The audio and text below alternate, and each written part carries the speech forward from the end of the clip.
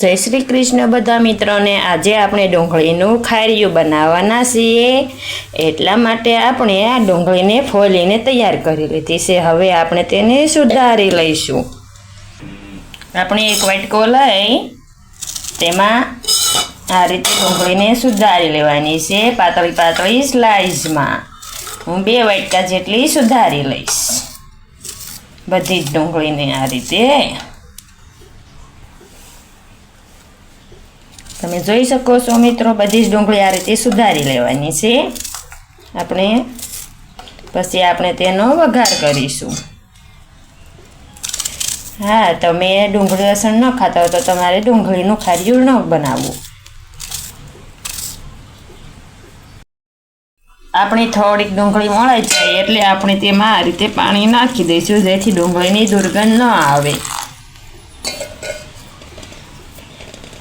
આપણે હવે બધી જ ડુંગળીને સુધારી લઈશું, તેમાં પણ પાણીને નાખી દઈશું। આપણે ડુંગળીનું ખારિયું બનાવવા માટે મેં ડુંગળી મોળી લીધી છે। તમે જોઈ શકો છો આ એક અડધો વાટકો અને આખો વાટકો 1.5 વાટકા જેટલી મેં ડુંગળી મોળી છે। હવે આપણે તેનો વઘાર કરીશું। એના માટે મેં બધા જ મસાલા રેગ્યુલર અને તેલ લીધું છે। લસણવાળું ખાંડેલું મરચું લીધું છે। હવે આપણે એક તપેલીમાં તેલને ગરમ મૂકી દઈશું। तेल नाखीने तेमां 5 पावड़ा जेटલું तेल नाखीश। हवे आपणे तेमां तेल नाखीशुं 5 पावड़ा भरीने।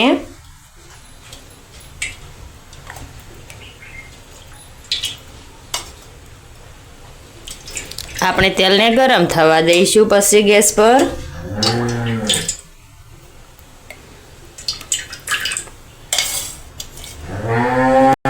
आपनुं तेल गरम थई गयुं छे। हूँ तेमां 1 चमची राई नाखीश, पौनी चमची जेटली जीरू, अर्धी चमची हींग नाखीश,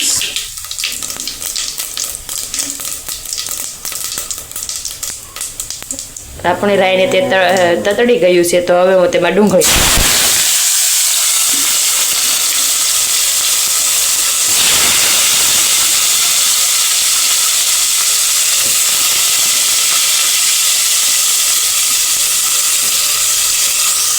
हवे हूँ तेने हलावीने मिक्स करी लईश। 5 चमची हळदर नाखीशुं। जो तमने वधारे पसंद होय तो वधारे पण नाखी शको छो अने ओછી पण करी शको छो। पसंद न होय तो न नाखवी। हवे आपणे तेमां 1 चमची जेटલું મીઠું नाखी दईशुं। मीठું આપણે સ્વાદ અનુસાર નાખીશું। મીઠું વધારે પણ નહીં અને ઓછું પણ નહીં, તે પ્રમાણે નાખવાનું। આપણે ડુંગળીને સળવા દઈશું।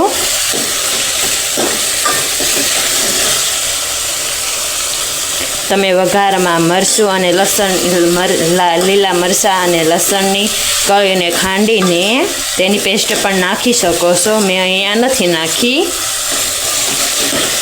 तेनो पण स्वाद मस्त आवे छे। आपणी डुंगળી वघारी तेनी मस्तनी सुगंध आवी रही छे। आपणे डुंगળી गमे ते शाकमां नाखी शकीए छीए। तेनो वघार आपणे गमे ते शाकमां करीए छीए। तेनी सुगंध पण मस्त आवे छे अने ते भावे छे पण बधाने। आपणे डुंगળીનો कलर चेन्ज न थाय त्यां सुधी सड़वा दईशुं अने तेने हलावता रहेवुं वच्चे वच्चे, એટલે તે સોટી ન જાય તળીએ। આપણું ડુંગળીનું ખારિયું સળી ગયું છે। તમે જોઈ શકો છો સેજ કલર પણ ચેન્જ થઈ ગયો છે ડુંગળીનો। હવે આપણે તેમાં લસણવાળું ખાંડેલું મરચું નાખી દઈશું। મેં અત્યારે અહીંયા 2 ચમચી જેટલું લીધું છે। હું એમાંથી જરૂરિયાત મુજબ તેમાં નાખીશ।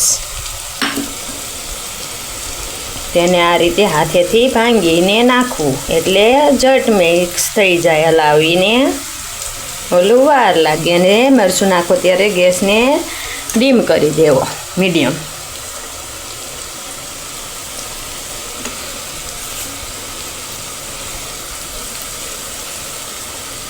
હવે હું તેને હલાવીને મિક્સ કરી લઈશ। પછી જરૂરિયાત પડે તો વધારે થોડુંક મરચું નાખીશ, નહીંતર નહીં નાખું।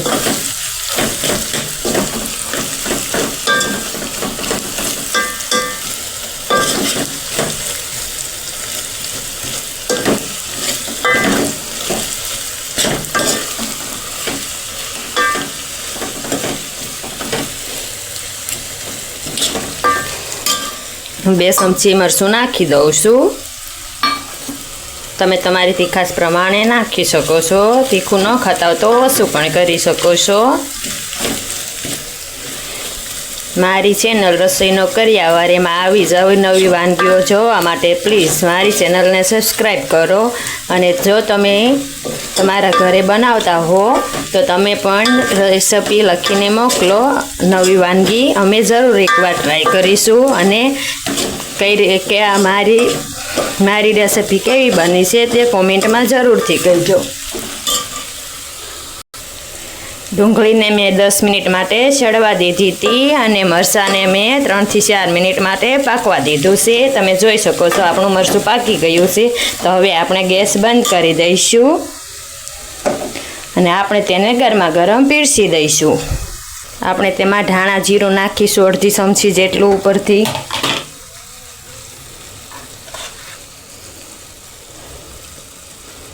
અને થોડીક કોથમરી પણ નાખીશું. કોથમીરનો સ્વાદ બહુ જ સારો આવે છે. આપણે બધા જ શાકમાં નાખી શકીએ છીએ.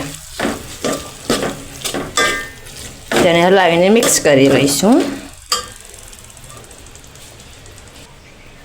આપણું ડુંગળીનું ખાર્યું બનીને તૈયાર છે. તમે જોઈ શકો છો. હવે આપણે તેને પીરસી દઈશું ગરમા ગરમ. તમે પણ એકવાર જરૂરથી આ રીતથી ટ્રાય કરી જોઈજો ડુંગળીનું ખાર્યું બનાવવા. અને જો તમારે આખી ડુંગળીનું શાક જોવું હોય અમારી ચેનલ પર તો એકવાર કોમેન્ટ કરીને જરૂરથી કહેજો.